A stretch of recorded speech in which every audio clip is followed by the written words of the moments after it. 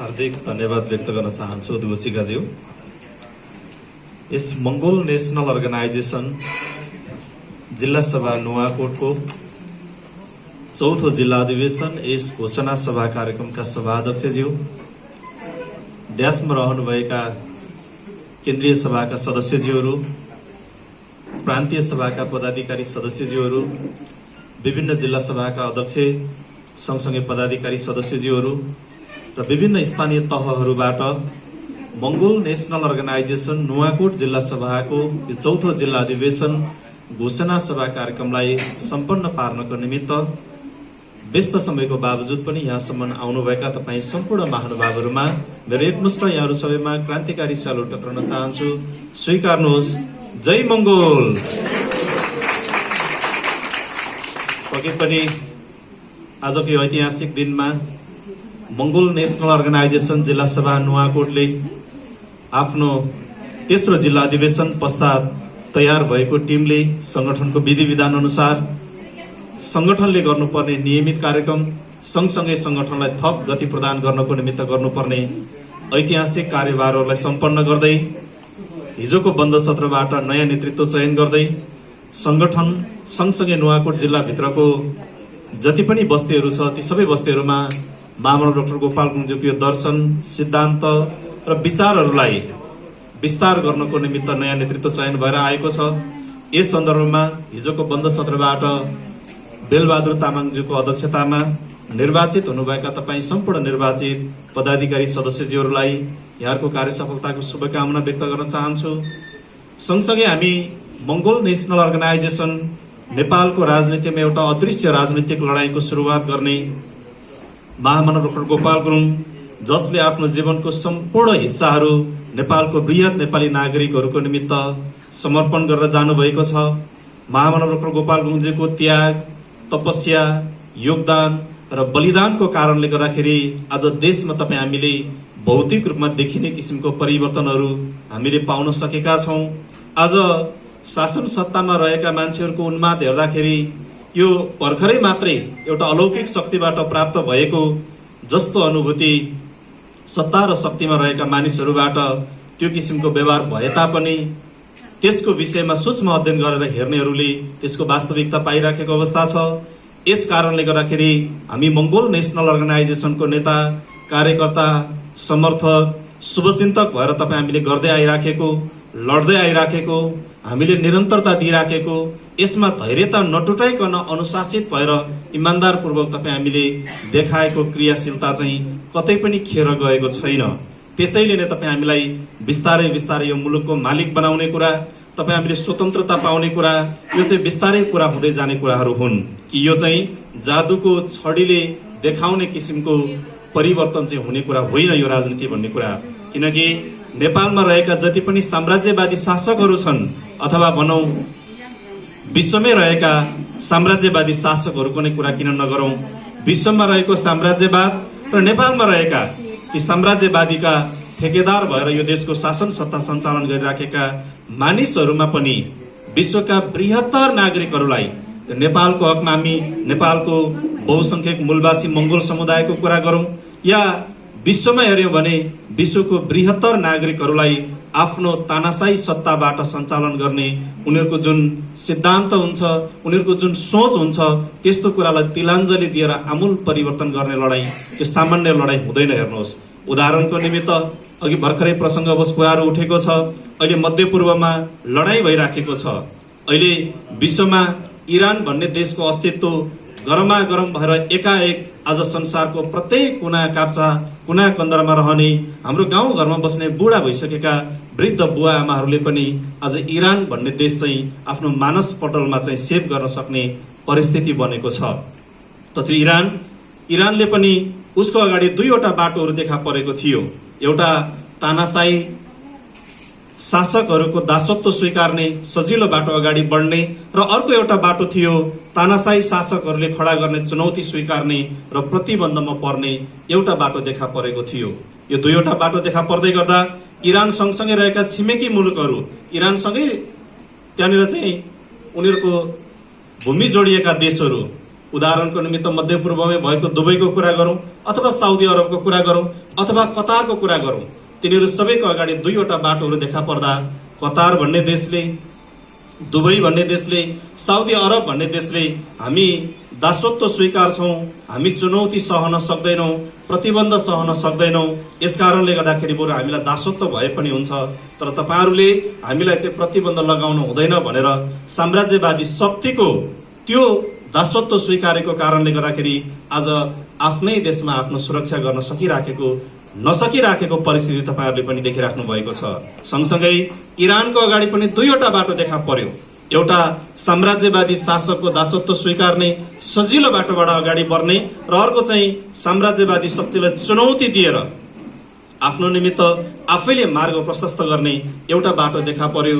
त्यो दुईवटा बाटो देखा पर्दै गर्दाखेरि इरानका तत्कालीन लिडरहरूले आजभन्दा झण्डै 45 वर्ष अगाडिका इरानका लिडरहरूले होइन हामी दासत्व नस्वीकार्ने, बरु हामीलाई साम्राज्यवादी शक्तिले दिएको प्रत्येक प्रतिबन्ध हामी सहन तयार छौं भनेर चाहिँ दासत्व नस्वीकारेको कारणले गर्दाखेरि इरान भन्ने देशमाथि साम्राज्यवादी शक्तिको कैयन प्रतिबन्धहरू थियो। त्यहाँनिर हेर्नुहोस्, इरानमा उत्पादन भएको सामानहरू उसले छिमेकी देशमा लगेर बेच्न पाउँदैन थियो। इरानमा उत्पादित भएको सामानहरू विश्व बजारमा उसले चाहिँ बेचेर ऊ धनी हुन पाउँदैन थियो। विश्व बजारबाट उनीहरूको आवश्यकताको माल सामान पनि इरानले आफ्नो देशमा भित्राउन नसक्ने गरेर चाहिँ साम्राज्यवादी शक्तिले त्यो सेन्सर गरेको थियो, त्यो प्रतिबन्ध लगाउने काम गरेको थियो। तर इरानका इरानी लिडरहरूले त्यो प्रतिबन्धको विरुद्धमा, त्यो साम्राज्यवादी शक्तिको त्यो षड्यन्त्रको विरुद्धमा बरु हामी युगौं युग लड्नको निमित्त तयार हुन्छौं। कैयन वर्ष, 1 वर्ष, 2 वर्ष, 5 वर्ष, 10 वर्ष होइन, हामी वर्षौं वर्ष, दशकौं दशक, शताब्दीौं शताब्दी बरु लड्छौं, तर हामी साम्राज्यवादी शक्तिको दासत्व स्वीकार्दैनौं भनेर लडेको कारणले गर्दाखेरि आज 45 वर्षको इरानी जनताको धैर्यताको कारणले गर्दा आज इरान संसारमा उसको चाहिँ नाम आज उच्च कोटीमा आउन सफल भएर गएको छ। हेर्नुहोस्, हामी मंगोल नेशनल अर्गनाइजेसन माथि पनि त्यही नै भएको छ। हाम्रा अगाडि पनि दुईवटा बाटाहरू देखा परे। महामना डाक्टर गोपाल गुरुङज्यूको अगाडि दुईवटा, एउटा सजिलो बाटो जाने, एउटा चुनौतीपूर्ण बाटो रोज्ने। एउटा सजिलो बाटो गएर आफ्नो जीवनकालभित्र नै परिवर्तन खाइहाल्ने, त्यसको सुखभोग गरिहाल्ने, त्यसपछि आउने भावी सन्ततिहरूलाई दास बनाउने एउटा विकल्प उहाँको अगाडि देखा परेको थियो भने अर्को विकल्प होइन, म जीवनभर सङ्घर्ष गर्न तयार हुन्छु, म मेरो मृत्यु पछाडि पनि यो संगठनमा आएर जोडिने जति पनि नेता, कार्यकर्ता, समर्थक, शुभचिन्तक हुन्छ ती सबैलाई यो निरन्तर लडिरहने एउटा चाहिँ लडाईँको शौर्य गाथा हो भन्ने कुरा बुझाएर म मेरो कार्यकर्ता तयार गरेर चुनौती स्वीकार गर्न तयार हुन्छु भन्ने दुईवटा बाटो देखा पर्दै गर्दाखेरि महामना डाक्टर गोपाल गुरुङज्यूले पनि उहाँले चुनौती स्वीकार्नु भयो। यसकारणले जति बेला आजभन्दा 45 वर्ष अगाडिदेखि आजको मितिसम्म इरानको सामान विश्व बजारमा बिक्री वितरण गर्न पाइँदैन थियो, विश्व बजारबाट आफ्नो आवश्यकताको सामान ल्याउन नपाउने गरी जसरी प्रतिबन्ध थियो, त्यसै गरी आज मंगोल नेशनल अर्गनाइजेसन माथि पनि यो मुलुकमा रहेका साम्राज्यवादी शासकहरूबाट एमएनओ माथि पनि त्यही किसिमको प्रतिबन्ध छ। हाम्रो विषयमा समाचार आउँदैन, हामीले गरेको कुरा हाल्दैन। म यो निर्वाचन सम्पन्न भइसके पछाडि निर्वाचन समीक्षा कार्यक्रमको दौरानमा म देशको विभिन्न प्रान्तहरूमा म आफै पैदल यात्रा गरेर चाहिँ म भ्रमण गरेको थिएँ। पुग्दै गर्दाखेरि धेरै ठाउँमा हाम्रो कार्यकर्ता साथीहरूले, समर्थक, शुभचिन्तकहरूले जिज्ञासाको रूपमा मलाई सोधिराख्नु भएको थियो, हामीले भन्दा आधा मत ल्याउने राजनीतिक दलको बरु चुनाव चिन्ह पनि आउँछ, उम्मेद्वारको फोटो पनि आउँछ, उम्मेद्वारको विषयमा बताउँछ पनि, तर हाम्रो विषयमा किन सञ्चार माध्यमहरूले बताउँदैन, यो के भइराखेको छ भनेर प्रश्न गरेर, जिज्ञासा गरेर साथीहरूले प्रश्न राखिराख्नु भएको थियो। मैले उहाँलाई त्यति बेला भने हामीमाथि प्रतिबन्ध छ, हामीमाथि सेन्सरै सेन्सर छ, मिडियामाथि सेन्सर छ, विभिन्न ठाउँमा सेन्सर छ, तर हामी यो प्रतिबन्ध र सेन्सरको बावजुद पनि हामी धैर्यता राखेर अनुशासित भएर इमानदारपूर्वक यो लडाईँमा निरन्तर होमियौं भने अहिले जुन ऐतिहासिक सफलता इरानले प्राप्त गरेको छ त्यो प्राप्त गर्न हाम्रो निमित्त अब धेरै टाढोको कुरा छैन भनेर मैले साथीहरूलाई बताएको थिएँ। यसकारणले गर्दा आज निर्वाचन सकिसके पछाडि तपाईहरुसँग भेटघाट भएको छ। यो निर्वाचनको मतपरिणाम विभिन्न हिसाबले आइराखेको छ। यही समस्या आजभन्दा 18 वर्ष अगाडि संगठनमा यो कुरा आइसकेको कुरा हो। यसको निमित्त तपाईले मंगोल नेशनल अर्गनाइजेसनको इतिहासलाई गहिरेर अध्ययन गर्न सक्नुपर्छ। हामीमाथि कस्ता कस्ता षड्यन्त्रहरू भए। उदाहरणको निमित्त एउटा भर्खरै जन्मेको शिशुको जीवन तपाईँले जुन जुन कुरा झेलेर जन्मेर हुर्केर आउनुभयो, भोलि गएर त्यो शिशुले पनि बेहोर्नु पर्ने कुरा त्यही नै हो। तपाईँ जन्मिने बेलामा तपाईँले के कुरा बेहोर्नु भयो, हुर्किँदै गर्ने क्रममा तपाईँले के बेहोर्नु भयो, सामाजिक परिवेश, तपाईँले सिक्ने कुरा, तपाईँले पाउने वातावरण, तपाईँको पारिवारिक वातावरण, तपाईँको सामाजिक वातावरण, तपाईँले पाउने संस्कार संस्कृति, सबै कुराहरू जसरी तपाईँले प्राप्त गर्नुभएको हुन्छ, तपाईँको घरमा जन्मिँदै गरेको भर्खरको शिशुले पनि त्यही कुरा बेहोरेर अगाडि बढ्ने हो। यस कारणले गर्दाखेरि आज मंगोल नेशनल अर्गनाइजेसन हामी सङ्घर्ष गर्दै गर्दाखेरि हिजो विगतको दिनमा कस्ता कस्ता षड्यन्त्रहरू भएका थिए, विगतमा के भएको थियो भन्ने कुरालाई तपाईँले फर्केर हेर्न सक्नु भएन भने तपाईँले अगाडिको आगामी बाटो तय गर्न सक्नुहुन्न। अहिले नेपालमा छ्यापछ्याप्ती रूपमा बजाइन्छ, महाभारत आउँछ, कौटिल्य चाणक्य नीतिहरू विभिन्न टेलिसिरियलहरूमा आउँछ। आउँदै गर्दाखेरि हामी पनि महाभारत हेर्छौँ, अन्य मानिसहरूले नै महाभारत हेर्छ। हामी महाभारत हेर्दा कसरी हेर्छौँ, आमामा हनुमानले त कतिवटा पहाड बोकेको कस्तो शक्तिशाली रहेछ भनेर हामी त्यो दृष्टिकोणबाट हेर्छौँ। अनि साम्राज्यवादीहरू फेरि त्यही महाभारत कुन दृष्टिकोणले हेर्छ, होइन यो हनुमानलाई चाहिँ किन पहाड बोक्न लगायो, यसको काम के हो भन्ने दृष्टिकोणबाट उसले अध्ययन गरेको हुन्छ। अध्ययन गर्दाखेरि उसले निष्कर्षमा के निकाल्छ, नेपालमा रहेका अथवा भनौँ संसारमा रहेका बृहत्तर नागरिकहरूलाई आफ्नो पन्जाबाट शासन सत्ता सञ्चालन गर्नको निमित्त अपनाउनु पर्ने कूटनैतिक रणनैतिक षड्यन्त्रपूर्ण जाल झेलको कुरा तिनीहरूले त त्यसैबाट सिकेर आएको हुन्छ। यस कारणले गर्दाखेरि तपाईँ हामीले पनि विगतको कुरामा फर्केर हेर्न जरुरी छ। नेपालको हकमा मंगोल नेशनल अर्गनाइजेसनको विषयमा अलिकति हामी छलफल गरौँ। आज जुन कुरा समाजमा आइराखेको छ त्यही कुरा आजभन्दा 18 वर्ष अगाडि एमएनओमा पहिला पनि यही किसिमको षड्यन्त्र प्रहार भएको थियो। 2064 साल मंसिर 6 गते नेपालमा संविधान सभाको निर्वाचनको मिति घोषणा भएको थियो। 62-63 को लोकतान्त्रिक आन्दोलन पछाडि 64 को माघ 6 गते संविधान सभाको निर्वाचनको मिति घोषणा भयो। मुलुकमा अन्तरिम संविधान जारी भएर देशमा लोकतन्त्र घोषणा भयो, धर्मनिरपेक्ष घोषणा भयो, प्रान्तीय संघीयता पनि घोषणा भयो। 64 मंसिर 6 गते निर्वाचनको मिति पनि घोषणा भयो, तर मंगोल नेशनल अर्गनाइजेसनलाई निर्वाचन आयोगले दल दर्ता दिएन। दल दर्ता नदिइसकेपछि संगठनका तत्कालीन मूल सचिव लेभलदेखि तलका धेरै कार्यकर्ताहरूले नेतृत्वप्रति विभिन्न किसिमका प्रश्नहरूको बौछाबार गरेर आखिरमा एमएनओले भनेको, डाक्टर गोपाल गुन्जूले भन्नुभएको लोकतन्त्र पनि आयो, धर्मनिरपेक्ष पनि आयो, प्रान्तीय संघीयता पनि आयो, निर्वाचनको मिति पनि घोषणा भयो, तर एमएनओ दर्ता भएन। अब यसको औचित्य सकियो भनेर संगठनको मूल सचिव लेभलको नेतृत्व पंक्तिदेखि धेरैले संगठन छाडेर उनीहरू चाहिँ बाहिरिन पुगेका थिए। महामना डाक्टर गोपाल गुन्जूले त्यो समस्या समाधान गर्नको निमित्त आफैले घुमेर कार्यकर्ताहरूलाई बुझाउँदै सम्झाउँदै यो चाहिँ यस्तो किसिमको षड्यन्त्र भइराखेको छ, तपाईँहरू नातिनुहोस् भनेर महामना डाक्टर गोपाल गुन्जूले सम्झाउँदै बुझाउँदै गइराख्नुभयो। बुझाउँदा बुझाउँदै उहाँले नभेटेको मानिसहरू सबैजना निराश भएर 64 साल मंसिर 6 गतेको निर्वाचन हुनुभन्दा अगाडि नै धेरै कार्यकर्ताहरूले संगठन छाडेर गए। तर त्यो चाहिँ भ्रमको खेती मात्रै भएको थियो। 64 साल मंसिर 6 गते घोषणा भएको निर्वाचन अन्ततगत मिति सरेर 64 साल चैत्र 28 गतेको निमित्त अर्को निर्वाचनको मिति घोषणा भयो। त्यही बीचमा महामना डाक्टर गोपाल गुन्जूले कूटनैतिक लडाईहरू मार्फत राष्ट्र अन्तर्राष्ट्रलाई उहाँले जानकारी गरेर नेपालमा लोकतन्त्रको निमित्त, धर्मनिरपेक्षको निमित्त र प्रान्तीयताको निमित्त बुलन्द आवाज उठाउने सन्दर्भमा एमएनओले गरेको संघर्षको विषयमा विश्वलाई जानकारी गरिसक्नु भए पछाडि महामना डाक्टर गोपाल गुरुङ र मंगोल नेशनल अर्गनाइजेसनलाई 2064 साल माघ 15 गते निर्वाचन आयोगले यो संगठनलाई विधिवत रूपमा दल दर्ता दियो। यता संगठनले दर्ता पायो, तर दर्ता पाउनुभन्दा अगाडि नै समाजमा देखाइएको जुन किसिमको परिवेश थियो, जुन किसिमको परिस्थिति थियो, त्यसलाई विश्वास गरेर संगठनको मूल सचिव लेभलदेखिको धेरै कार्यकर्ताहरूले संगठन छाडेर गइसकेका थिए। पछि एमएनओले दर्ता पनि पायो, एमएनओले चुनाव पनि लड्ने कुरा भयो। एमएनओ दिन प्रतिदिन एउटा दुईटा जिल्लाबाट सुरु भएको संगठन आज देशको झण्डै 60-65 वटा जिल्लामा संगठन फैलिएर गयो। अन्ततोगत संगठन छाडेर जाने मानिसहरू पश्चातापमा परे। अहिले विभिन्न किसिमका आवाजहरू उठाएर हामीलाई पनि एमएनओले लिनु पर्यो, हामी पनि जोडिनु पर्यो भनेर विभिन्न ठाउँमा आवाजहरू आउन थालेको कुरा त तपाईँहरूले पनि सुनिराख्नु भएकै छ। यसकारणले गर्दाखेरि मैले यस सन्दर्भमा तपाईँलाई बताउन खोजेको कुरा यति बेला चाहिँ हामी अटल भएर रहनुपर्छ। यो भ्रमको खेती भएको छ। के सत्य के असत्य, के राइट के रङ छुट्याउन सक्ने बेला भएको छैन मानिसहरूले। यो सत्तामा बिस्तारै आउँदैछ। अस्ति फागुन 21 गते निर्वाचन सम्पन्न हुँदा मान्छेले जुन किसिमको अभिलाषा राखेका थिए, जुन किसिमको सपना बुनेका थिए, जुन कुरा प्राप्त हुन्छ भन्ने सोच राखेका थिए, आज निर्वाचन सम्पन्न भएको करिब 3 महिना पछाडि, सरकार बनेको करिब 1.5 महिना पछाडि नै सतहमा त्योभन्दा ठिक विपरीत कुरा देख्न थालिसकेको छ।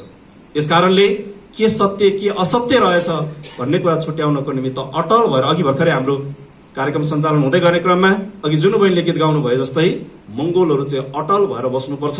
तपाईको अटलताले के सही के गलत भन्ने कुरा छेडभरमै तपाईले चाहिँ पत्ता लगाउन सक्नुहुन्छ। यसकारणले मैले तपाईहरुलाई के बताउन खोज्दैछु, आजको यो नुवाकोट जिल्लाको 4थो अधिवेशन घोषणा सभा कार्यक्रमबाट भने यो अहिले देशमा विकसित भएको जुन जुन किसिमको राजनीतिक घटना तथा परिघटनाहरू छ, यी सबै कुराहरू चाहिँ सत्य कुरा होइनन्। यो भ्रम रहेछ भन्ने कुरा बितिसकेपछि थाहा पाएर काम छैन। हेर्नुहोस्, यसकारणले गर्दाखेरि तपाई यति बेला जय मंगोल यतिखेर देख्न सक्नुहुन्छ मंगोल नेसनल पार्क। तपाई यति बेला शान्त रहेर अटल रहेर मंगोल नेसनल अर्गनाइजेसनको नीति कार्यक्रम, यसको नियमित कार्यक्रमहरूमा निरन्तर जोडिएर अगाडि बढ्न सकेको खण्डमा मात्रै चाहिँ तपाई हामीले वास्तविक कुरा पत्ता लगाउन सक्छौं। यसकारणले गर्दाखेरि म तपाईहरु कसैलाई पनि नअतालिनको निमित्त नहतासिनको निमित्त, किनकि हामीलाई के लागेको छ भन्दाखेरि निर्वाचन आएपछि निर्वाचन सकियो, अब कहिले आउने निर्वाचन, कहिले प्रतिस्पर्धामा जाने भन्ने लागिराखेको छ। त्यसो होइन। यो साम्राज्यवादी शक्तिहरूको अरनखटनमा, साम्राज्यवादी शक्तिहरूको घुसपेटमा हुने विभिन्न किसिमका परिवर्तनहरू मैले भने हाम्रो संगठनको तर्फबाट विभिन्न समय हामीले त्यो विषयमा जानकारी गरेर वक्तव्य जारी गरेर आइराखेका छौं कि परिवर्तन भनेको त्यो आमूल परिवर्तन आवश्यक छ नेपालको निमित्त। अब सत्ता परिवर्तन देशलाई आवश्यक छैन। यो अहिले भएको पनि अन्ततोगत के प्रमाणित भयो, फागुन 21 गतेसम्म त मान्छेमा एक किसिमको थियो नि त। अब चाहिँ साँच्चै भ्रष्टाचारी नेताहरूलाई फ्याँकियो, विदेशको ऋण लिने नेताहरू फ्याँकियो। अब यही देशभित्र हामी स्वाभिमान बन्छौं, भ्रष्टाचार हुँदैन भनेर चुनावमा भोट हालेको 3 महिना पछाडि के प्रमाणित भयो त भन्दा हामीले आमूल परिवर्तन त गर्न सकेकै छैन रहेछौं, केवल सत्ता मात्रै परिवर्तन गरेका रहेछौं भन्ने कुरा मान्छेहरूले विश्लेषण गर्न थालिसकेको अवस्था छ। यसकारणले म तपाईहरु कसैलाई पनि नतालिनको निमित्त अनुरोध गर्न चाहन्छु, किनकि यो भर्खरै सम्पन्न भएको निर्वाचन अन्य राजनीतिक दलहरूको निमित्त निर्वाचनसँग मात्रै प्रतिस्पर्धा थियो, तर मंगोल नेसनल अर्गनाइजेसन चाहिँ विभिन्न फ्रन्टहरूसँग लडाईँ लड्नुपर्ने परिस्थिति बन्यो मुलुकभित्र।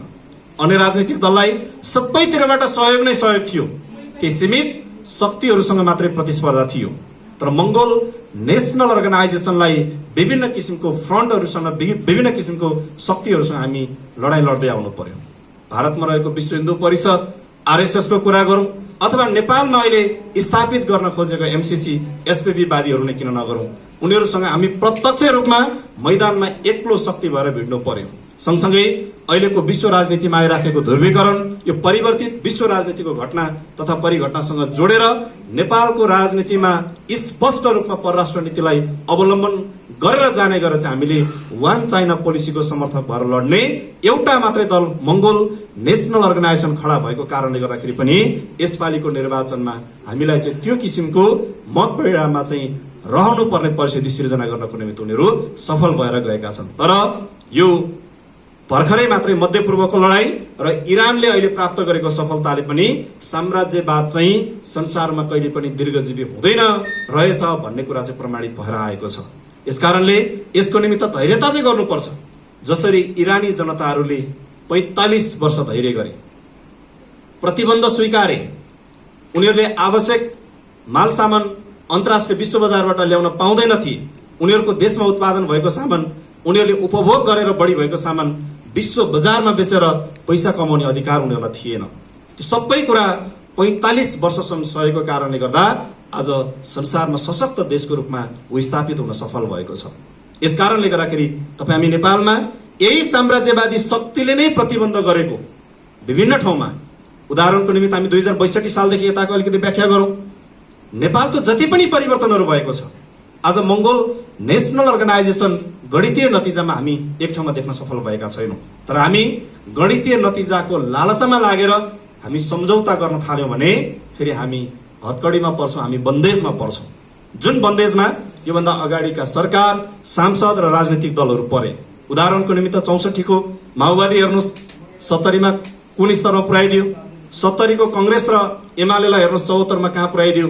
आज नेपालमा शासन सत्ता सञ्चालन गरेर बसेका कंग्रेस र कम्युनिस्टहरूलाई फागुन 21 को निर्वाचनले कहाँ पुर्याइदिएको छ।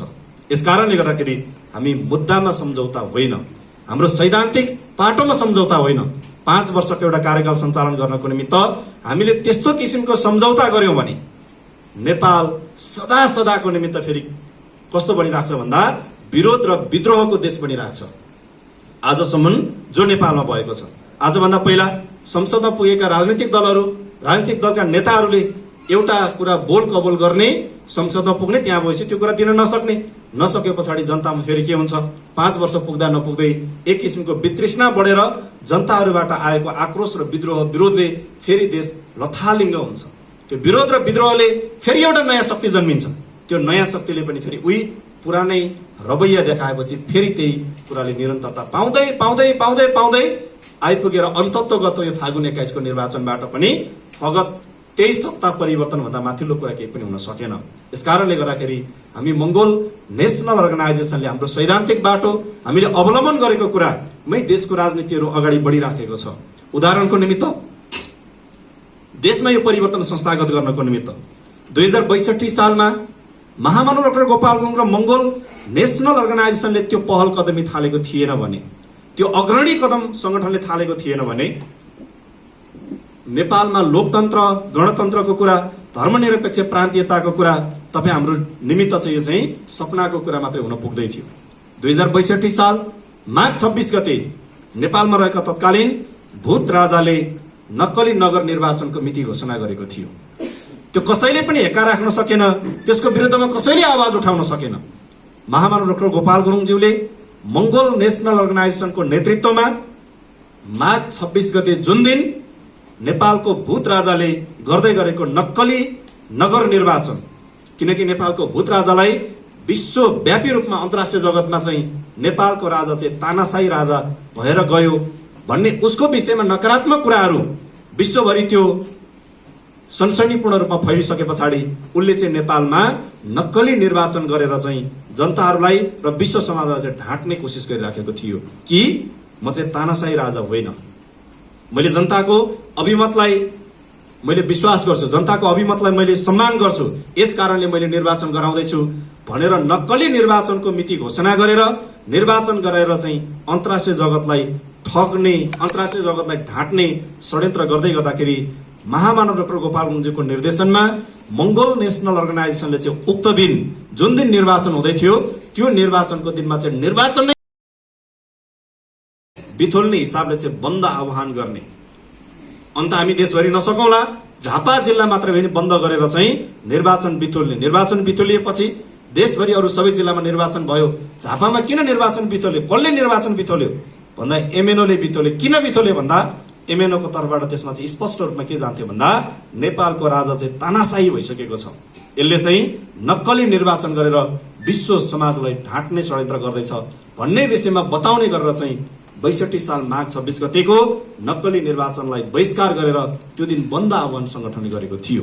तर त्यो कुरा चाहिँ त्यो बन्द आह्वान सफल भइसकेपछि प्राप्त हुने प्रतिफल कति हुन्छ भन्ने कुरा चाहिँ साम्राज्यवादी शक्तिलाई राम्रैसँग थाहा थियो।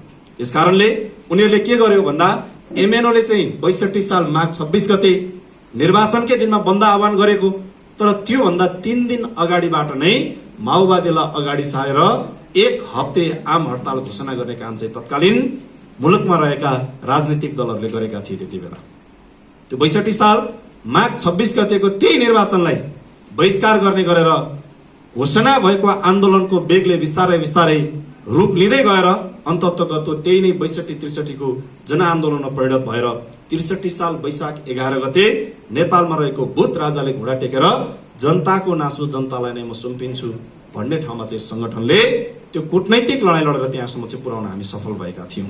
त्यसरी मुलुकमा अन्तरिम संविधान आयो। अन्तरिम संविधानले लोकतन्त्र, धर्मनिरपेक्ष, संघीयता अथवा प्रान्तीयताको कुरालाई चाहिँ स्पष्ट रूपमा बोकेर आउन सफल भएको थियो। त्यही लडाईँ सफल भइसके पछाडि 64 साल माघ 15 गते निर्वाचन आयोगबाट मंगोल नेशनल अर्गनाइजेसनलाई पनि विधिवत रूपमा चाहिँ दल दर्ता दिनको निमित्त बाध्य भएर आएका थिए यो मुलुकका शासकहरू। यही परिप्रेक्ष्यमा 2080 साल मंसिर महिनामा हाम्रो संगठनको 6औं राष्ट्रिय महाधिवेशन सम्पन्न भयो। हामीले लड्नुपर्ने विभिन्न लडाईँहरू हामीले लडेर आयौं। महामना डाक्टर गोपाल गुरुङज्यूको समयमा दर्शन बचाउनु पर्ने, संगठन बचाउनु पर्ने विभिन्न किसिमको लडाईँहरू सफल भयो।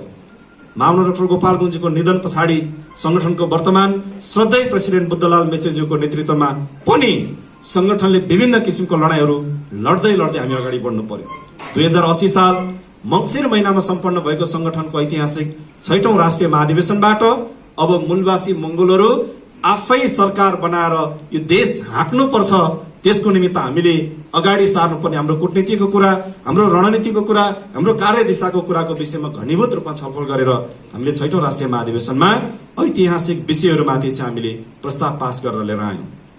उक्त कुरालाई हामीले आन्तरिक अभ्यासमा सुरुवात गर्यौं। अब कसरी लिएर जाने त, संगठनलाई कसरी संसदमा प्रतिनिधित्व गराउने त भन्ने विषयमा आन्तरिक रूपमा छलफल भइसके पछाडि त्यसलाई गृह कार्यको रूपमा हामीले विभिन्न किसिमका कामहरू सम्पन्न गर्यौं। त्यो काम सम्पन्न भइसके पछाडि 2082 साल जेठ महिनाको 27 गते इलामको सन्दकपुर स्थित मंगोल म्युजियम सन्दकपुर इलामको भवनभित्र संगठनको केन्द्रीय सर्वोच्च सभाको बैठक सम्पन्न भयो। हामीले आन्तरिक रूपमा धेरै कामहरू सकिसकेका थियौं। अब यो देशमा रहेको शासन सत्तामा रहेका शासकहरूको हातबाट नेपालको बृहत नेपाली नागरिकहरूको हितमा हुने गरेर सरकार बनाउन सक्ने गरेर एमएनओ संसदमा पुग्नको निमित्त के गरेर जाने त भन्ने विषयमा छलफल हुँदै गर्दाखेरि हामीले महत्त्वपूर्ण 2वटा बुँदालाई हामीले त्यो कार्यक्रममा पास गरेका थियौं। एउटा थियो देशभरि राजनीतिक प्रशिक्षण कार्यक्रम सञ्चालन गर्ने। राजनीतिक प्रशिक्षण कार्यक्रमको उद्देश्य यही थियो कि संगठनको सबै तहको नेता तथा कार्यकर्ताहरू त्यो स्थानीय सरकार पनि चलाउन सक्ने, प्रदेश सरकार पनि चलाउन सक्ने, केन्द्र सरकार पनि हाँक्न सक्ने गरेर तयार गर्ने गरेर चाहिँ हामीले राजनीतिक प्रशिक्षण कार्यक्रम सञ्चालन गर्यौं। त्यही राजनीतिक प्रशिक्षण कार्यक्रममा हामीले संगठनको विभिन्न आन्तरिक विषयहरूमाथि पनि हामीले घनीभूत रूपमा प्रशिक्षणको रूपमा प्रदान गर्यौं। र अर्को एउटा निर्णय थियो, हामी 2082 साल असोज 9 गते देशको विभिन्न प्रान्तहरूमा चाहिँ बृहत मंगोल अधिकार सभा कार्यक्रम गर्ने। त्यही बृहत मंगोल अधिकार सभा कार्यक्रमबाट चाहिँ मुलुकमा रहेका तत्कालीन शासकहरूले गरिराखेको बेथिति, विसंगति, भ्रष्टाचार, महँगी यी सबै काला कर्तुतहरूको चाहिँ भण्डाफोर गरेर अब निर्णायक आन्दोलन घोषणा गरेर मंगोल नेशनल अर्गनाइजेसन मात्रै अब देशको बृहत नेपाली नागरिकको निमित्त निरन्तर लड्ने र बृहत नेपाली नागरिकहरूलाई अधिकार सम्पन्न बनाउने राजनीतिक दल केवल एमएनओ मात्रै हो भन्ने विषयमा जानकारी गराउने उद्देश्य सहित हामीले असोज 9 गतेको बृहत मंगोल अधिकार सभा कार्यक्रम हामीले घोषणा गरेका थियौं।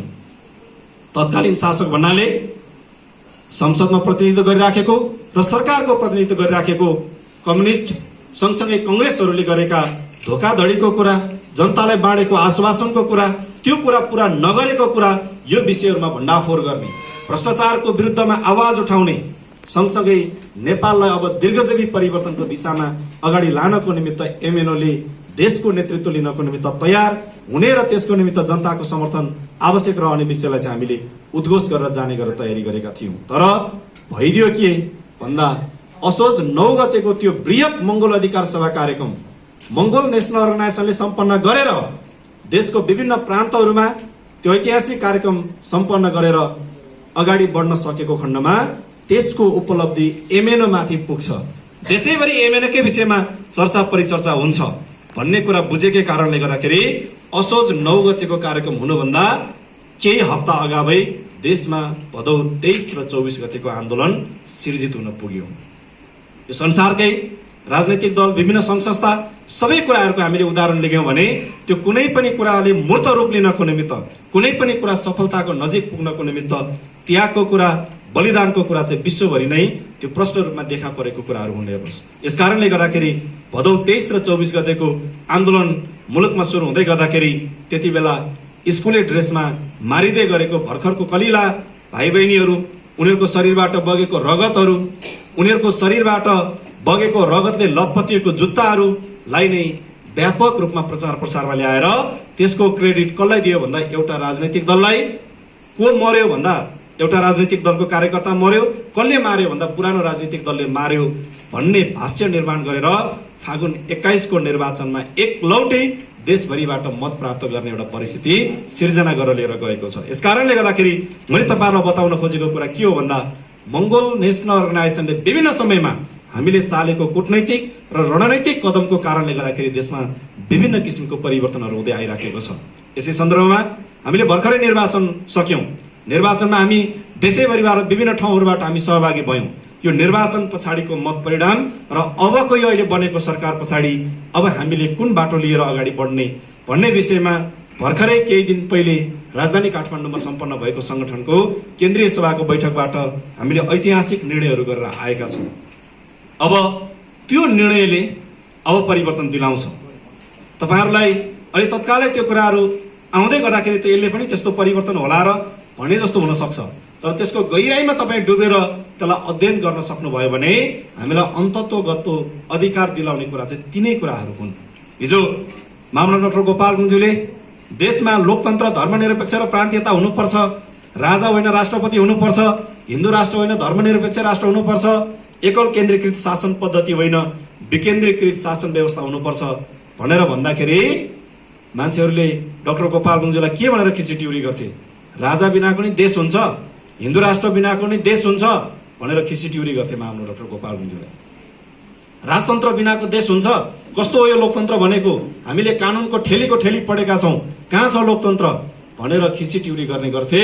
महामानव डाक्टर गोपाल गुन्जूले यो मुद्दा अगाडि सारेर लडाईँ सुरुवात गर्नु हुँदाखेरि, तर आज यही महामानव डाक्टर गोपाल गुन्जूले हिजो पञ्चायत कालमा उठाउनु भएको यही लोकतन्त्रको कारणले, यही धर्मनिरपेक्षको कारणले, यही प्रान्तीयता व्यवस्थाको कारणले गर्दा, अथवा भनौं लोकतन्त्रले प्रत्यायोजन गर्ने अधिकार कि कुनै पनि राष्ट्रको अथवा कुनै पनि लोकतान्त्रिक राष्ट्रको राष्ट्र प्रमुख चाहिँ त्यही देशको जनताको अधिकारबाट, जनताको मतबाट, जनताको विवेकबाट परिवर्तन गरिनेछ भनेर नेपालको संविधानमा अहिले हुँदैन थियो भने यो फागुन 21 मा कांग्रेस र कम्युनिस्टलाई विदा गरेर यो अहिले नयाँ राजनीतिक दलहरू, नयाँ राजनीतिक शक्तिहरू सत्तामा पुग्न सक्दैन थियो। यसैको निमित्त महामानव डाक्टर गोपाल गुन्जूले त्यो समयमा लड्नु भएको लडाईँ आज अन्तत्वगत बृहत नेपाली नागरिकहरूको निमित्त त्यही कुरा चाहिँ उपभोग योग्य भएर आएको छ। हेर्नुहोस्, यसकारणले गर्दाखेरि महामानव डाक्टर गोपाल गुन्जूले विश्व राजनीतिलाई भविष्यवाणी गर्दै, समाजमा आउने परिवर्तनलाई भविष्यवाणी गर्दै, त्यसको निमित्त एमएनओले चाल्नु पर्ने कदमको विषयमा भविष्यवाणी गर्दै सन् 2000 र 2001 मा भनेको आजभन्दा झण्डै 25-26 वर्ष पहिला महामानव डाक्टर गोपाल गुन्जूले संगठनका वर्तमान श्रद्धेय प्रेसिडेन्टज्यूलाई विश्व राजनीतिको भविष्यवाणी गर्नुहुँदै विशेष गरी हाम्रो छिमेकी देश चीनको विषयमा चाहिँ उहाँले जानकारी गरेर बताउनु भएको थियो कि चीन चाहिँ अहिले त्यहाँको जनताहरूको त्याग, तपस्या, बलिदान, धैर्यता, त्यो सबै कुराहरूको कारणले गर्दाखेरि चीनमा पनि प्रकृतिले अहिले चिनिया जनताहरूको निमित्त एउटा ऐतिहासिक महत्त्वको बहुमूल्य कुरा चाहिँ प्रदान गरेको छ प्रकृतिले। अब त्यही कारणले गर्दाखेरि बिस्तारै बिस्तारै चीन संसारको सर्वोच्च शक्ति भएर बसेको अमेरिकालाई अबको 10 वर्ष पछाडि औंला उठाउने देश बन्छ भाइ। त्यो भनेको करिब सन् 2010 र त्यसको करिब 10 वर्ष पछाडि भनेको 2020 पछाडि संसारको नेतृत्व गर्ने ठाउँमा चीन आइपुग्छ भनेर चाहिँ महामानव डाक्टर गोपाल गुन्जूले संगठनको वर्तमान श्रद्धेय प्रेसिडेन्ट बुद्धलाल मेचेज्यूलाई चाहिँ त्यसरी क्लास दिने, त्यसरी प्रशिक्षण प्रदान गर्ने काम चाहिँ निरन्तर गर्दै आइराख्नु भएको थियो सन् 2000-2001 को समयदेखिबाट नै। त्यही विषयमा सन् 2016 मा आइपुगेर महामानव डाक्टर गोपाल गुन्जू बित्नुभन्दा करिब 1 महिना अगाडि चाहिँ संगठनको वर्तमान श्रद्धेय प्रेसिडेन्टज्यूलाई प्रश्न गरेर महामानव डाक्टर गोपाल गुन्जूले सोध्नुभयो, अहिले तत्कालै चीनको पोलिसी त बनिसकेको छैन, राम्रो बनिसकेको छैन, तर बिस्तारै बिस्तारै चीनको पोलिसी राम्रो बन्दै जान्छ भाइ, तिमी चीनलाई अहिले नै समर्थन गरेर जान्छौ कि भविष्यमा समर्थन गर्छौ भनेर चाहिँ संगठनको वर्तमान श्रद्धेय प्रेसिडेन्टज्यूलाई चाहिँ त्यसरी प्रश्न गर्ने काम गर्नुभएको थियो महामानव डाक्टर गोपाल गुन्जूले। र श्रद्धेय प्रेसिडेन्ट बुद्धलाल मेचेज्यूले पछि समय आइसकेपछि, त्यसको आवश्यकता भइसकेपछि म निर्णय गरेर समर्थन गरेर जान्छु दाइ भनेर वचन दिएर चाहिँ छाड्नु भएको थियो। त्यही कुरा आज देखा परेको छ। सन् 2020 पछाडि हाम्रो छिमेकी देश चीन संसारलाई नेतृत्व गर्ने गरेर अगाडि बढिराखेको छ। विशेष गरी ब्रिक्स र BRI को अवधारणा मार्फत अहिले विश्वको नेतृत्व गर्ने गरेर चीन र चिनिया सरकार चाहिँ अगाडि बढिराखेको अवस्था छ। यस सन्दर्भमा हाम्रो देश नेपालको भू राजनीति यो सबै कुराको हिसाबले पनि नेपालले पनि स्पष्ट परराष्ट्र नीति अपनाएर अगाडि बढ्नुपर्ने समय आएको छ। तर हाम्रो देश नेपाललाई आजसम्म यो देशमा रहेका जति पनि शासकहरू थिए ती सबै शासकहरूले नेपाललाई चाहिँ दोक्ला चरित्रमा राखिदिने काम गरेका थिए। त्यो दोक्ला भनेको यता पनि ठिक्क उता पनि ठिक्क, जता मल्कु उतै ढल्कुको प्रवृत्तिमा देशलाई राखेका छन्। किनकि शासकहरूलाई जनताको चिन्ता छैन, शासकहरूलाई एउटै मात्रै चिन्ता छ कतापट्टि फर्किँदाखेरि फाइदा हुन्छ। केही वर्ष पहिला अहिले नेपालको ठुलो राजनीतिक दल भन्ने दलका प्रमुख नेताहरूले बोलेको भिडियोहरू सामाजिक सञ्जाल मार्फत चाहिँ छरपष्ट आइराखेको छ। तपाईँले सुनिराख्नु भएको होला। अमेरिकाबाट यति अरब लिएर आउँ, चाइनाबाट यति अरब लिएर आउँ, यता पनि भनौँ उता पनि भनौँ भन्दै गरेको भिडियो तपाईँहरूले सुनिराख्नु भएको छ होला। त्यो चाहिँ जनता र देश विकास गर्ने, जनताको सर्वाङ्गीण विकास र देशको पनि विकास गर्नको निमित्त बोलिएको कुराहरू थिएन। ती सबै कुराहरू चाहिँ राजनैतिक दल र राजनैतिक दलको नेतृत्वहरू धनी हुनको निमित्त बोलिएको कुराहरू मात्रै थियो। यसकारणले नेपाललाई आजको मितिसम्म पनि परराष्ट्र नीतिमा चाहिँ दोक्ला परराष्ट्र नीतिमा राखिदिएर आयो। सुन्दा त साह्रै मजाको छ। नेपालको परराष्ट्र नीति कस्तो भन्दा पञ्चशीलमा आधारित असंलग्न, सुन्दा त मिठो छ। तर अबको समय चाहिँ अब त्यस्तो हुँदैन। यो असंलग्न परराष्ट्र नीति, दोक्ला नीति भनेको चाहिँ न्युट्रल पोइन्ट जस्तै हो। दोस्रो विश्वयुद्ध पछाडि भएको यही हो संसारमा।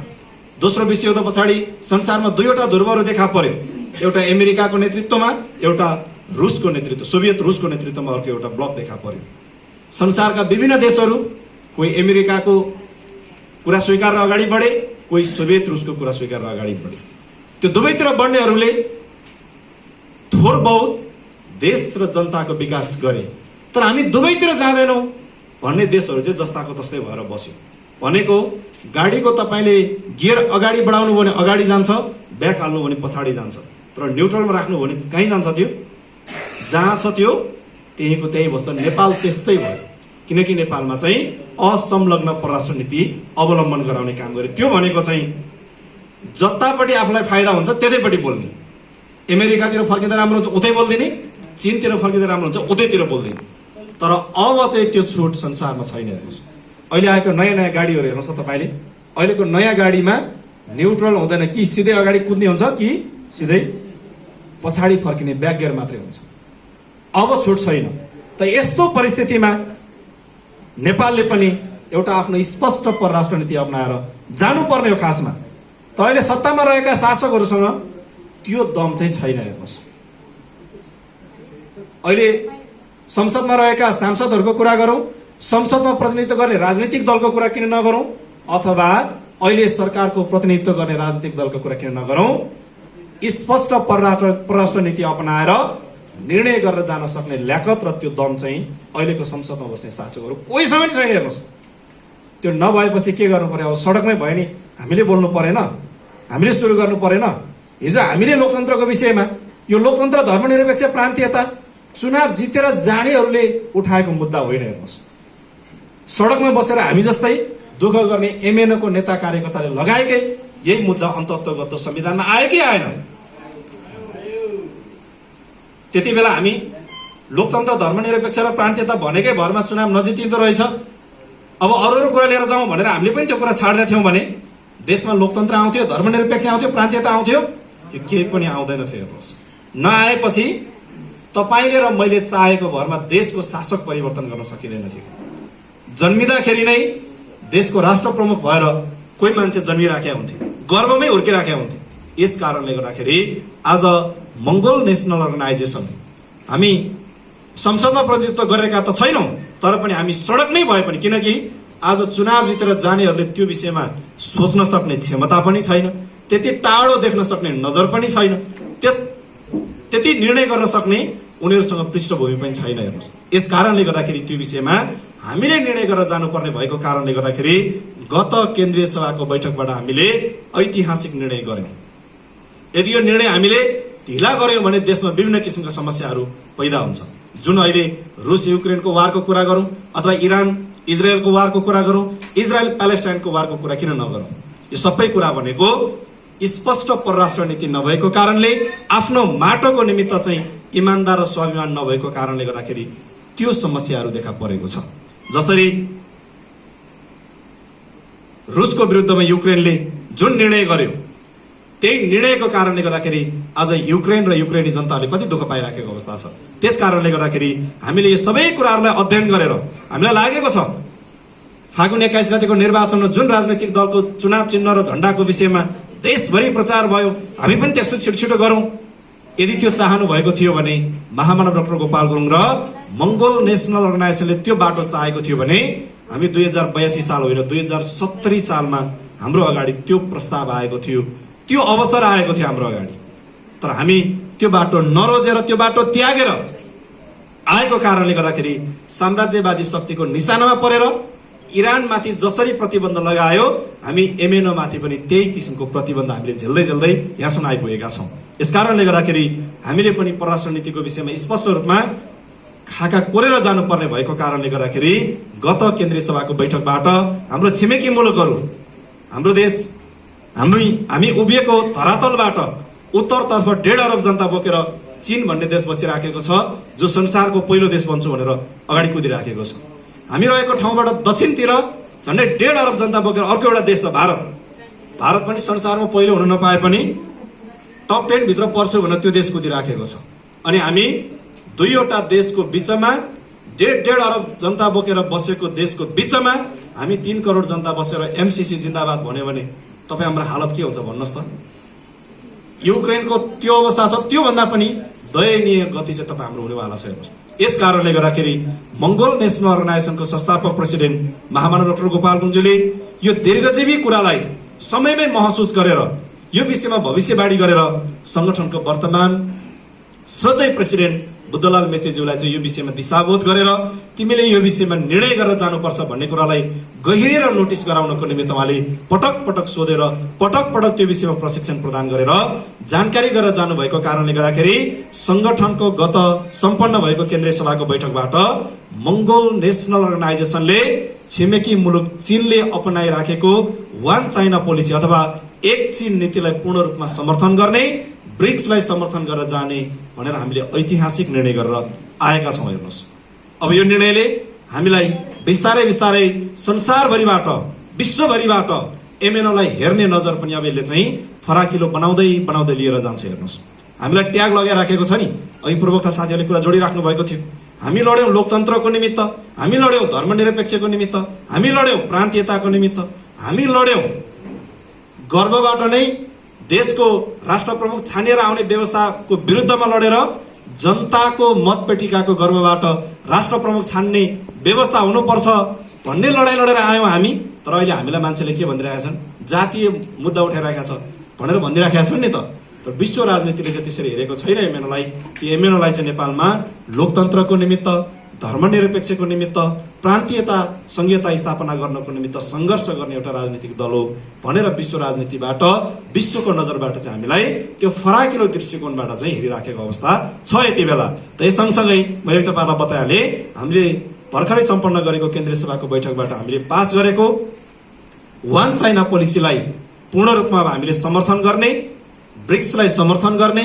अब नेपालमा चाहिँ यो खस भाषा सँगसँगै अंग्रेजी, हिन्दी र सम्पर्क भाषाको रूपमा चिनिया भाषालाई पनि मान्यता दिएर जानुपर्ने समय आइसकेको कुरालाई निरन्तर कार्यक्रममा उठाएर लाने भनेर त्यो निर्णयहरू पनि हामीले पास गरेर आएका छौँ। यसकारणले गर्दाखेरि यो ऐतिहासिक रूपमा गरेको निर्णयले तपाईँहरूले हेर्दै गर्नुहोस्, अहिले तत्कालै तपाईँहरूलाई त्यो त लागेको त छैन।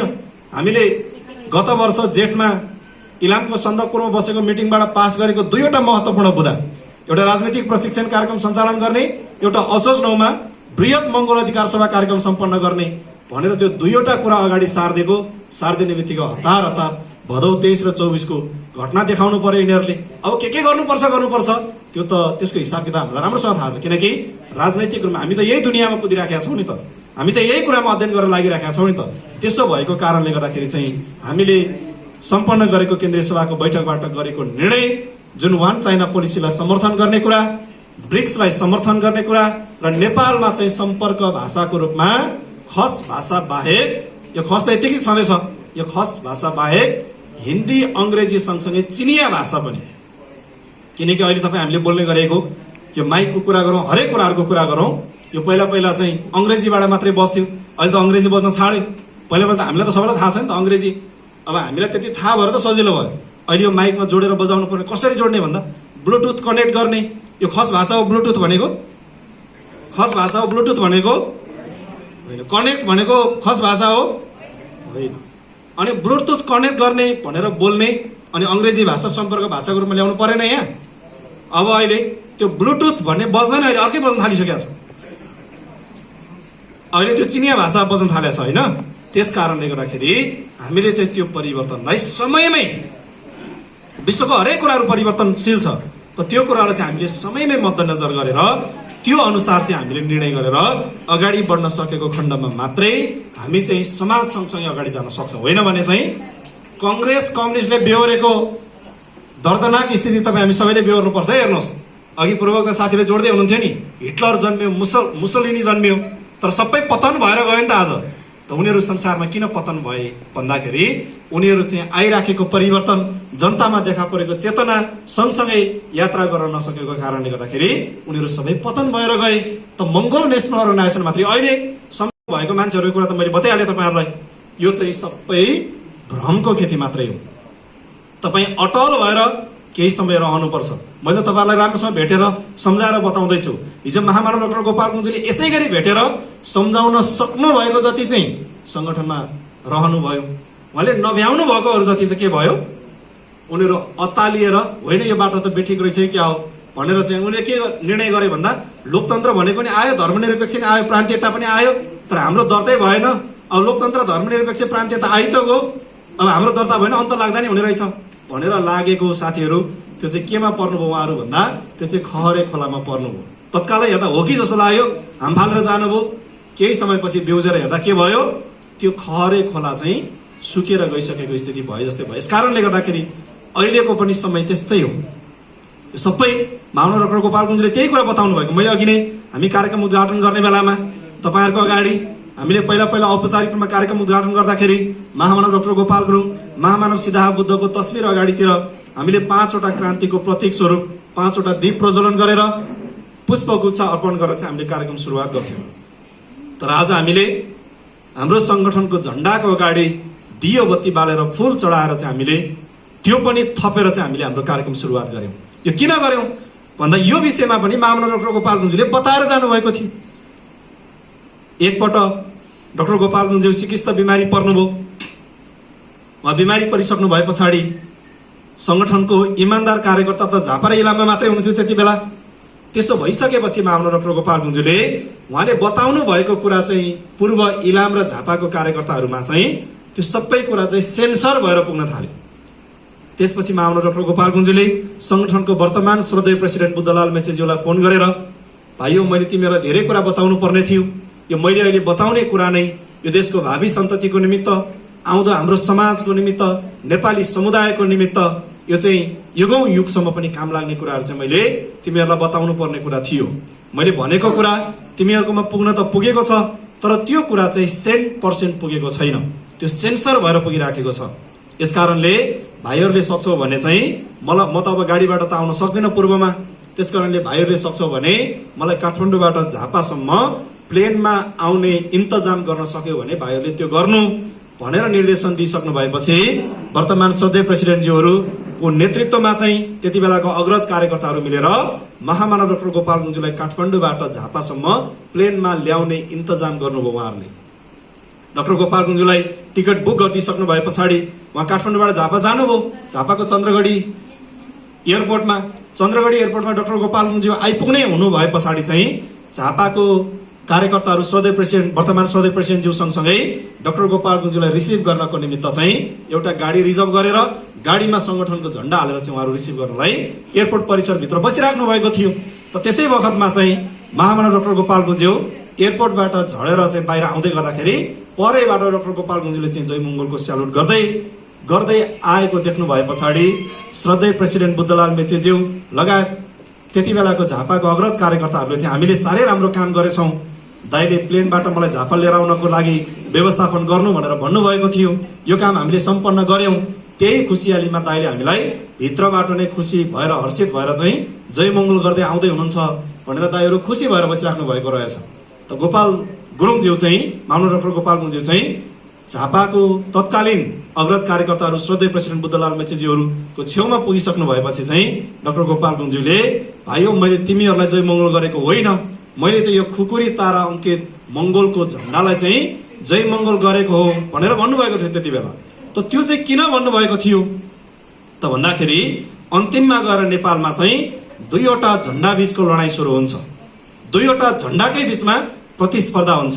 एउटा यो खुकुरी तारा अङ्कित झन्डा जसले नेपालको वृहत नेपाली नागरिकहरूलाई अधिकार दिलाउने काम गर्छ यो झन्डा, र अर्को एउटा चाहिँ दुई त्रिकोणात्मक अराष्ट्रिय झन्डा। त्यो झन्डाले चाहिँ नेपालको अल्पसंख्यक मान्छेलाई चाहिँ मालिक बनाउने, बहुसंख्यक मान्छेलाई चाहिँ दबाउने प्रतिनिधित्व गर्ने दुई त्रिकोणात्मक एउटा अराष्ट्रिय झन्डा, यो दुईटा झन्डाको बीचमा प्रतिस्पर्धा हुन्छ भाइ भनेर चाहिँ महामना डाक्टर गोपाल गुरुङज्यूले त्यति बेला त्यसरी नोटिस गराउनु भएको थियो।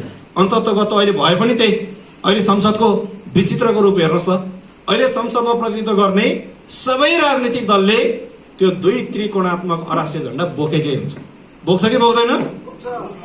यसले चाहिँ के प्रमाणित भयो भन्दा अघि साथीहरूले कुरा राखिराख्नु भएको थियो, संसदमा प्रतिनिधित्व गर्नेहरू जति सत्ता पक्ष अपोजिसन पोलिटिकल पार्टी चाहिँ एमएनओ हो भन्ने कुरा चाहिँ यसले प्रमाणित गर्छ। किनकि दुई त्रिकोणात्मक अराष्ट्रिय झन्डा बोकेर अल्पसंख्यकहरूलाई शासक बनाउनेहरू संसदमा छन्। त्यो दुई त्रिकोणात्मक झन्डाको विपरीत वृहत नेपाली नागरिकलाई शासक बनाउनु पर्छ, वृहत नेपाली नागरिकलाई अधिकार सम्पन्न बनाउनु पर्छ भनेर सङ्घर्ष गर्ने एमएनओ चाहिँ हामी सडकमा छ। यस कारणले गर्दाखेरि उहाँले त्यो हिसाबले भनिराख्नु भएको छ। त्यसो हुँदाखेरि चाहिँ मैले तपाईँहरूलाई महामना डाक्टर गोपाल गुरुङज्यूले त्यसरी चाहिँ यो झन्डाको विषयमा पनि त्यसरी नोटिस गरेर जानुभएको थियो। यसो भएको कारणले अहिलेको संसदमा भएका मान्छेहरू कोही सत्ता पक्ष कोही विपक्ष केही पनि होइन, यो अन्तिममा गएर एकै ठाउँमा आइपुग्छ, फेरि अलिकति झगडा गरे जस्तो गर्छ। किनकि हामीलाई त फेरि त्यो हाम्रो समाजलाई त त्यही कुरा चाहिन्छ, एउटा अलिक झगडा गरे जस्तो गरे पछाडि ए हो त्यो चाहिँ अलिकति फटा रहेछ, यो चाहिँ अलिक सज्जन रहेछ, त्यही कुरा त देखाउनु परेको छ। किनकि नेपालको वृहत नेपाली नागरिकहरूमा राजनीतिक चेतना त्यो लेभलमा आइसकेको छैन। यस कारणले गर्दाखेरि यो क्रम भङ्गता चाहिँ अब चाँडै हुँदैछ है। हेर्नुहोस् कहिले हुन्छ भन्दा एमएनओले वान चाइना पोलिसीलाई समर्थन गर्यो, एमएनओले ब्रिक्सलाई समर्थन गर्यो। अब एमएनओले नारा भोलिबाट अब के लाउँदैछ, अब हामीले नेपालमा सम्पर्क भाषाको रूपमा खस भाषा बाहेक हिन्दी अंग्रेजी सँगसँगै चिनिया भाषालाई नै मान्यता दे भनेर अब हामी सडकमा कुद्न थालेपछि हाम्रो त्यो कार्यक्रमले व्यापकता पाउन थालिसकेपछि के हुन्छ, त्यो क्रम भङ्गता भएर दुई त्रिकोणात्मक अराष्ट्रिय झन्डा र यो झन्डाको बीचमा फेरि एउटा वैचारिक लडाईँ चाहिँ सुरुवात हुन्छ। यस कारणले गर्दाखेरि तपाईँहरू सबैजनालाई यही कुराहरू बताउँदै आजको नुवाकोट जिल्लाको चौथो जिल्ला अधिवेशन कार्यक्रमबाट चाहिँ घोषणा भएर आउनुभएको जति पनि हाम्रो पदाधिकारीहरू हुनुहुन्छ यहाँहरूलाई अग्रिम कार्य सफलताको शुभकामना, तपाईँहरूलाई शुभकामना दिँदै गर्दाखेरि छोटो कुराको अलिकति स्मरण गरौँ। यो सन् 2005 तिरको कुरा, सन् 2005 तिर संगठनका संस्थापक प्रेसिडेन्ट महामानव डाक्टर गोपाल गुरुङज्यू नेपाली राजनीतिमा मंगोलवाद, बाहुनवाद, माओवाद पुस्तक उहाँले प्रकाशनमा ल्याउनु भएको थियो।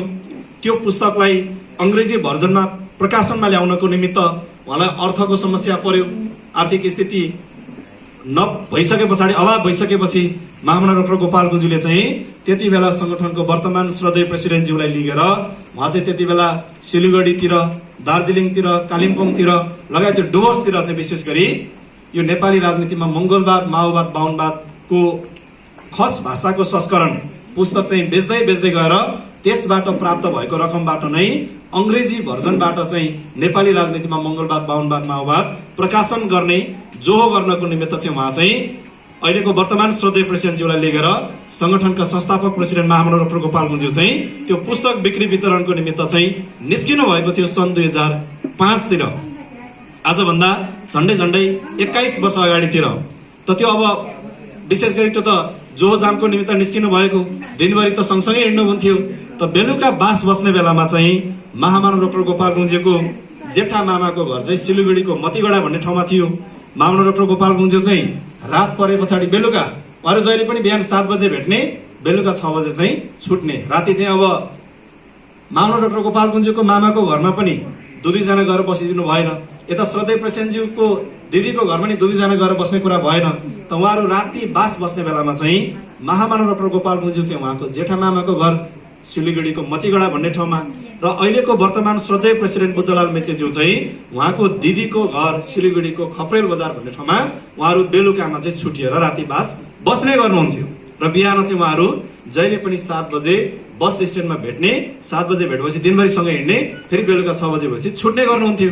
त यसै सिलसिलामा एक दिन चाहिँ महामानव डाक्टर गोपाल गुरुङ र संगठनको वर्तमान श्रद्धेय प्रेसिडेन्टज्यू चाहिँ भोलिपल्ट बिहान 7 बजे भेट्ने निदो गरेर अघिल्लो दिन बेलुका 6 बजे चाहिँ उहाँहरू 2 जना छुट्नुभयो। भोलिपल्ट बिहान 7 बजे भेट्ने निदो भएको, तर संगठनको वर्तमान श्रद्धेय प्रेसिडेन्ट बुद्धलाल मेचेज्यू चाहिँ कसो कसो गरेर 5 मिनट ढिला हुनुभयो। 5 मिनट ढिला भइसके पछाडि महामानव डाक्टर गोपाल गुरुङज्यूले घडी हेरेर 5 मिनट कुर्दा नि नआइपुग्नु भएपछि डाक्टर गोपाल गुरुङज्यू चाहिँ लु अब यो भाइ पनि नआउने हो कि के हो भनेर उहाँ चाहिँ गाडी चढेर बाटो लागिसक्नु भएको थियो। श्रद्धेय प्रेसिडेन्टज्यू चाहिँ पछाडिबाट आइराख्नु भएको थियो, घडी हेर्दै 5 मिनट ढिला भइसक्यो। त महामानव डाक्टर गोपाल गुरुङज्यू चढ्नु भएको गाडी चाहिँ परैबाट देख्नु भएपछि संगठनको वर्तमान श्रद्धेय प्रेसिडेन्टज्यू चाहिँ चिच्याएर कराएर एकछिन रोक रोक भनेर कराएर चाहिँ कुदेर गएर गाडी चढेर चाहिँ सँगै हुनुभएको थियो त्यति बेला। त गाडी चढिसक्नु भएपछि डाक्टर गोपाल गुरुङज्यूले भाइ तिमी त 5 मिनट घरि हेरे, 5 मिनट नआएपछि तिमी नआउने रहेछौ कि क्या हो भनेर म त गाडी चढेर हिँडिसकेको थिएँ, तिमी आइपुगेछौ राम्रो भयो भनेर चाहिँ महामानव डाक्टर गोपाल गुरुङज्यूले संगठनको वर्तमान श्रद्धेय प्रेसिडेन्टज्यूलाई चाहिँ त्यसरी बताउनु भएको थियो। त यसले चाहिँ उहाँले के अभ्यास गराउनु भएको भन्दा समयको मूल्य, त्यसको त्यो पङ्क्चुअलिटी हुन्छ नि, हामी टाइममा हुनुपर्ने कुरामा चाहिँ हामीले ढिला सुस्ती गर्नु हुँदैन।